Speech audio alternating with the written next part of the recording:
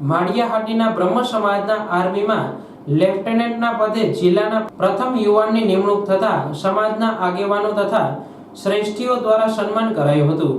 માળિયાહાટીના બ્રહ્મ સમાજના આગેવાન અને પ્રસિદ્ધ બ્રહ્મપુરી રાસ મંડળના ડિરેક્ટર હકુભાઈ જોશીનો પુત્ર મેહુલ જોશી કે જે ભારતીય આર્મીમાં જોડાયા બાદ ખૂબ ટૂંકા ગાળામાં પોતાની હોશિયારી અને કૌશલ્યથી લેફ્ટનન્ટના પદ સુધી સફર કરી ખૂબ જ અઘરી ટ્રેનિંગ પૂર્ણ કરી ફરજ પર પોસ્ટિંગ બાદ પ્રથમ વખત માદરે વતન માળિયાહાટીનામાં આવતા સમગ્ર જિલ્લામાંથી આ હોદ્દા પર નિમણૂક પામનાર યુવાન હોય સમાજના આગેવાનો દ્વારા અત્રે બ્રહ્મ સમાજવાડીમાં તેમના સન્માન સમારોહનું આયોજન કરવામાં આવ્યું હતું।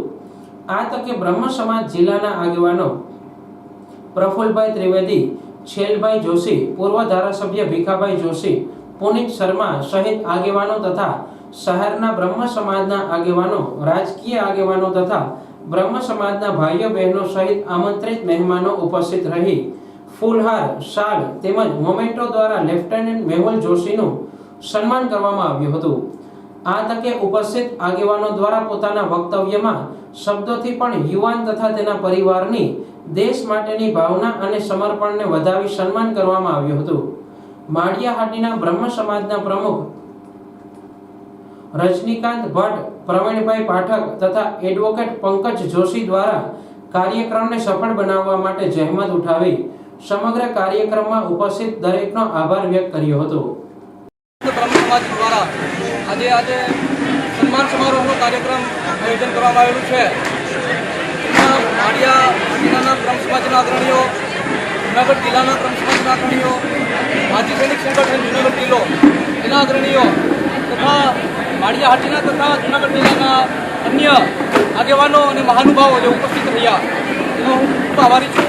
આ સન્માન મારું સન્માન નથી, પણ આ સન્માન પ્રત્યેક ભારતની સેનાના પ્રત્યેક સૈનિકનું સન્માન છે કે જે દેશના સીમાડા ઉપર અત્યારે હાલમાં તૈનાત છે।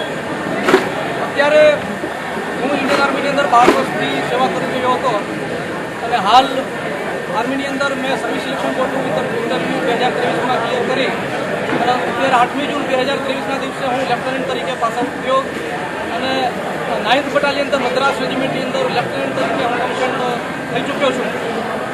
તો હું યુવાનોને એટલું કહેવા માગીશ કે તેઓ ભારતીય સેનામાં જોડાય, જવાન તરીકે જોડાય અને અધિકારી કેવી રીતે બનવું એની આપણા વિસ્તારની અંદર અવેરનેસ નથી, તો અધિકારી બનવા માટે પ્રયત્નો કરે, ઓફિસર બનવા માટે પ્રયત્નો કરે અને જો એમાં એક વખત સફળતા ન મળે તો બીજો પ્રયત્ન કરે, ત્રીજો પ્રયત્ન કરે। કારણ કે અંતે એટલું જ કહેવા માગીશ कि असफलता एक चुनौती है, इसे स्वीकार करें। असफलता एक चुनौती है, इसे स्वीकार करें।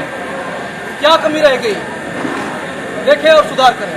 जब तक सफल ना हो नीचे को त्यागो तुम, संघर्ष का मैदान छोड़कर मत भागो तुम। कुछ किए बिना ही जय जयकार नहीं होती, कोशिश करने वालों की कभी हार नहीं छोड़े, प्रयत्नो करता रहे અને હંમેશા જીવનમાં નૈતિક મૂલ્યો અને સત્યનિષ્ઠાનું પાલન કરે અને આગળ વધવાના પ્રયત્નો કરતા રહે। જય હિન્દ, જય ભારત।